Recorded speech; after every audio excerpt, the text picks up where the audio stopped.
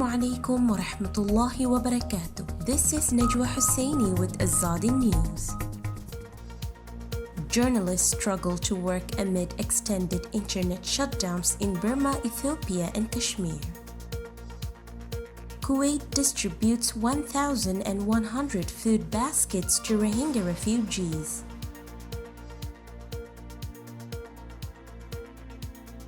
Even a brief shutdown of the internet impedes the press from doing its job, but some disruption lasts for months, severely undermining safety and access to information, CPJ has found. Recently, authorities have imposed such measures in Burma and Ethiopia amid serious crisis.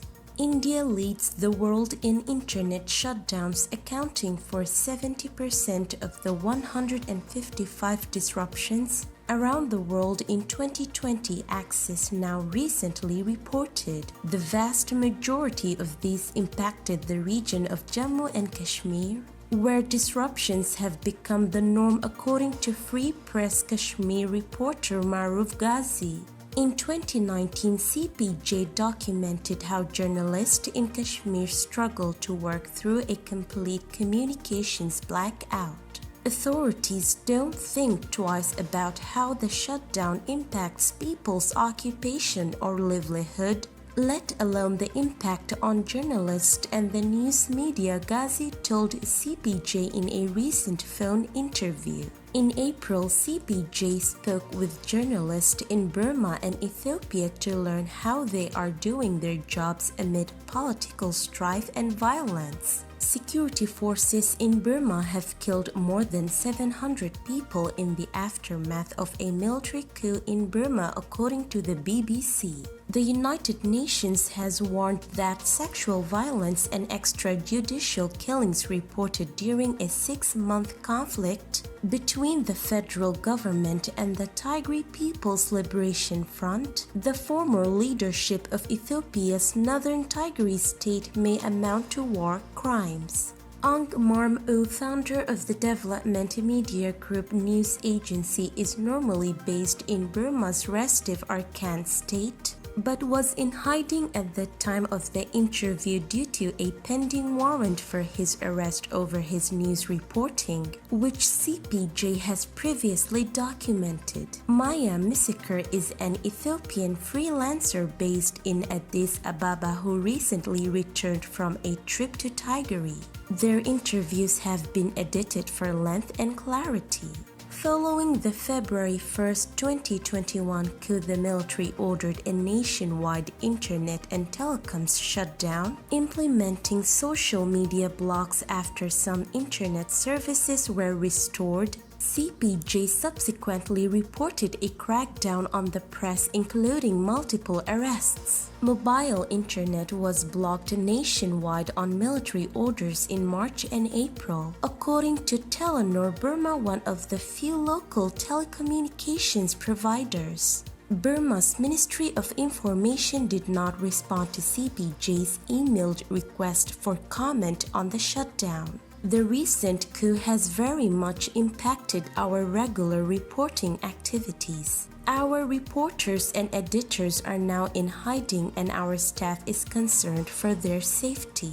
Most of our reporters in various townships of Arakan use mobile data internet. Since mobile internet usage was blocked by the military junta, our reporters in different townships have found it really difficult to send their news stories and other data, including video files and photos, to DMG's head office in Akab.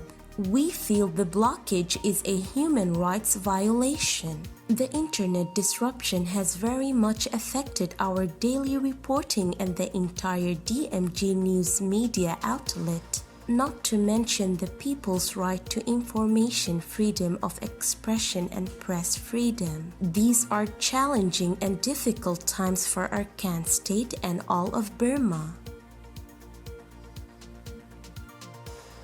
Kuwait's embassy in Malaysia distributed yesterday 1,100 food baskets to Rohingya refugees as part of its ongoing campaign during the holy month of Ramadan in cooperation with Kuwait's Awqaf General Secretariat. Kuwait's ambassador in Kuala Lumpur, Hamad Burhama, said in a statement that the food packages, which consist of rice, flour, and sugar, were provided by Kuwaiti charities and organizations to Rohingya refugees in Malaysia. He added that the project also targeted poor and needy families, orphans, and refugees in Malaysia, explaining that the embassy made sure over the past years that the largest possible number of the needy benefit from this project. Burhama expressed gratitude to the institutions and charities in Malaysia that cooperated with the embassy in implementing this project. Meanwhile, Director of Dar al-Ihsan Academy for the Rohingya, Muhammad Siddiq, expressed his gratitude and appreciation to Kuwait and the embassy in Kuala Lumpur for this generous donation in this holy month. He said there were more than 4,000 beneficiaries from this project, expressing his hope that Kuwaiti aid to Rohingya refugees will continue whether in Malaysia, Bangladesh, or Burma. This is today's news. To get more updates about Rohingya, subscribe to our YouTube channel and hit the notification bell. Visit our website azaditvnews.com and follow our social media accounts. Wassalamu alaikum wa rahmatullahi wa barakatuh.